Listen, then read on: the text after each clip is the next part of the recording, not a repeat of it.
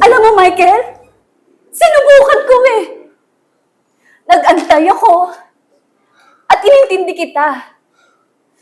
Pero wala eh. Naubos ako. And you know what? Hindi ko to deserve. I'm sorry pero ayoko na. Mag-break na tayo!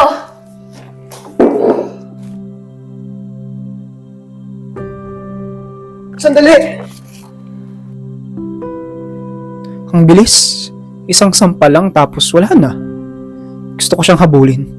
Pero para saan pa? Ano pang silbi? Nakakainis. Sana all masaya. Sana all di iniwan. Gusto ko lang naman ang kasama sa mga trip ko. Tawanan. Yung loyal. Yung inalagaan. Yung makakasama ko sa hirap at ginhawa. Maraming mga pagdadaanan.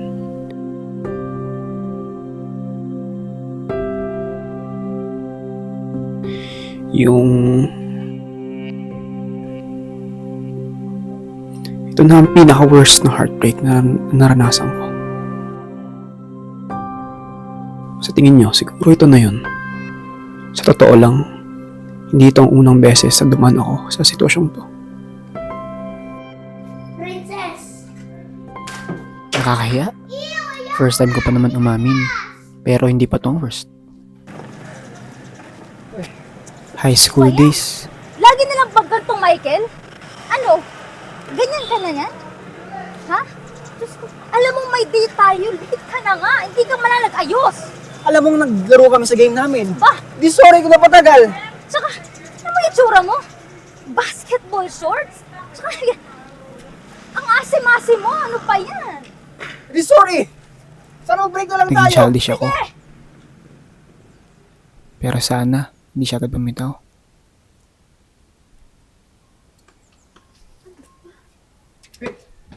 Ano ba, Michael? Lagi mo na lang akong pinaghihinalaan eh. Alam mo, kung lagi Akala ko siya na yung the one eh. nakakapagod na. Maghiwalay na tayo. Kaya sobrang sakit to nag-break kami. Pero, di pa rin ito ang worst. Mapapatanong kayo, alin sa mga breakup na yun ang pinaka-worst? Lahat naman yun masakit eh. Pero kung ikukumpara sa pagkawala ng babaeng pinakaminahal ko, wala. Parang kalmat lang. Ang pinaka-worst na heartbreak na dumurog sa akin. Sugat na hanggang ngayon di pa gumagaling.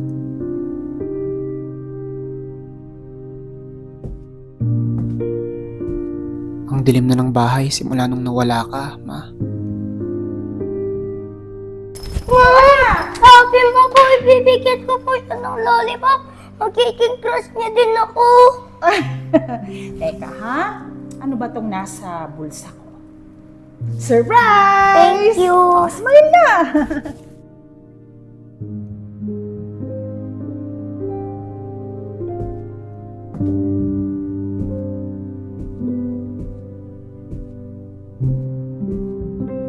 Ha? Hmm. Nakasim po ba ako? Ano ba naman yan, anak? Teka. Ito ang tikman mo. Ito ang maasim. Sa bawat breakup ko. Nandun Diba? ka.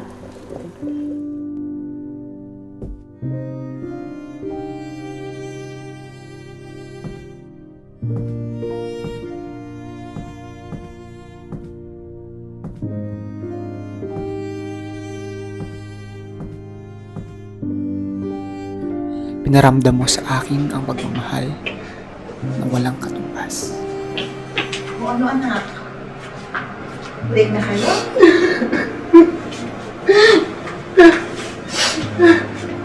Kasalanan ko rin kasi, ma. Alam mo, anak, ganun talaga. Minsan hindi naman kailangan maging perfect ang relasyon.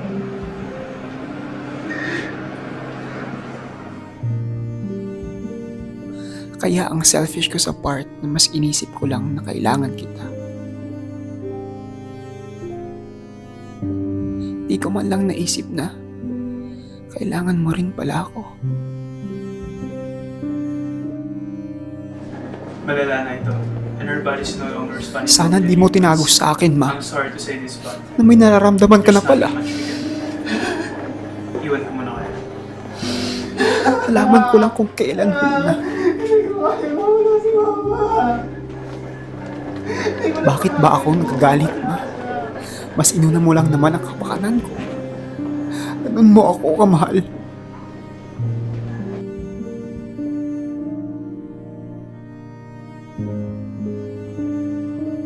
Sinigurado mo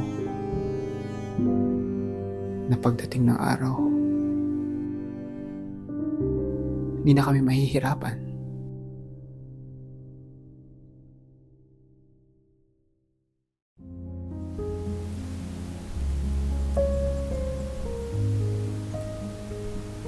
Happy Valentine's Day. Alam mo, miss na kita. Ayun. Minalas tayo sa love life eh. Pero okay lang. Kasi, swerte naman ako sa pagmamahal mo. Ay, Ma, tanda mo si Hana. Ano ba niya ako?